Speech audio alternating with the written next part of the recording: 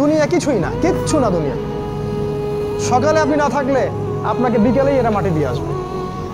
চোখ বন্ধ করে চিন্তা করবেন রাত্রেবেলা আপনি পৃথিবীতে নাই, আপনার স্ত্রী, আপনার সন্তান, আপনার প্রতিষ্ঠান, আপনার সংগঠন, আপনার সব কিছু কি থেমে আছে না চলছে?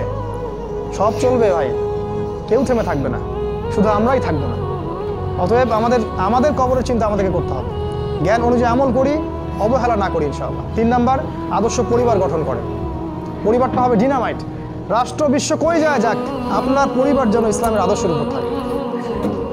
কারণ কু আনফুসাকুম ওয়া আহলিকুম নার, নিজে বাঁচো জাহান্নামের আগুন থেকে, পরিবারকে বাঁচাও। আপনার ছেলের ব্যাপারে সচেতন হন, মেয়ের ব্যাপারে সচেতন হন, স্ত্রীর ব্যাপারে সচেতন হন। আপনার মানুষে তো গোসল করে পানি দিয়া, আর একটা প্রবাসী গোসল করে শরীরের ঘাম দিয়া। একটা প্রবাসীর ভাই উপর আল্লাহ ছাড়া এই প্রবাসের কেউই নাই। শরীর খারাপ হইলো সারার মালিক আল্লাহ, না খেয়ে থাকলো রেজেক দেওয়ার মালিক আল্লাহ। ঠিক আছে, একটা প্রবাসী জানে যে এই প্রবাসে কিভাবে দিন যাপন করে। 40 ডিগ্রি, 45 ডিগ্রি, 50 ডিগ্রি রোদের মধ্যে একটা প্রবাসী যেভাবে কাজ করে, মানুষে তো গোসল করে পানি দিয়া, আর একটা প্রবাসী গোসল করে শরীরের ঘাম দিয়া। সেই ঘামের টাকাও দেশে পাঠায়, তারপরও